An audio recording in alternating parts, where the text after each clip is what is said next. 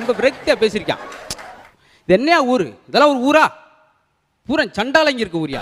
என்னங்க கோப்படா இந்த கூல்ட்ரிங்க் சாப்பிட்டு என்ன விஷயம்? என்ன சில்லற விஷயத்துக்கு கூட காசு கேட்குறான்? என்ன எதுக்கு சில்லற விஷயம்? ஏன் ஒரு 100 ரூபாய்க்கு சில்லற கட்டணியா? அதுக்கு 100 ரூபா இருக்கிறாங்க. அப்புறம் செருப்பு கழுத்து அடிப்பாங்க அடிக்க மாட்டானா? அப்புறம் 100 ரூபா கொடுக்காம எப்படி சில்லற? அவன் பாரு எப்படி கோவிச்சிருக்கான் மக்களை. அவன் இதுக்கு இருந்தால் இன்னும் பக்கத்து ஊரில் ரெட்டப்பில் பிறந்திருக்கு. நம்மளை என்ன செய்ய சந்தோஷம் சாக்லேட்டு கொடுப்போம். அவன் உட்காந்து திண்ணையில் கோவக்குள்ளேன்னு அழுதுருக்கான்.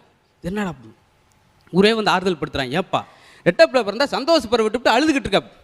ஒரு பிள்ளைக்கு நான் அப்பா, இன்னொரு பிள்ளைக்கு யாரும் தெரியல அப்படின்னு இருக்கான். அதை எப்படி பிரிக்க முடியும்? அவன் புரிஞ்சது அவ்வளோ ஒரு குழந்தைதான்றதை அவன் காலங்காலமாக தெரிஞ்சுட்டு வந்திருக்கான். அது மாதிரி இன்னொரு இடத்துல ஒரு ஆள் விதையை கொடுத்தார். விதையை கொடுத்து நல்லா பயிராக்கி செடியாக வச்சிரு போயிட்டு வரணும். 3 மாதம் கழிச்சு வந்தார். பார்த்தா பொட்டலை கிடந்துச்சு. என்னடா என்ன சொல்லிட்டு போனேன், என்ன செஞ்சுருக்கு?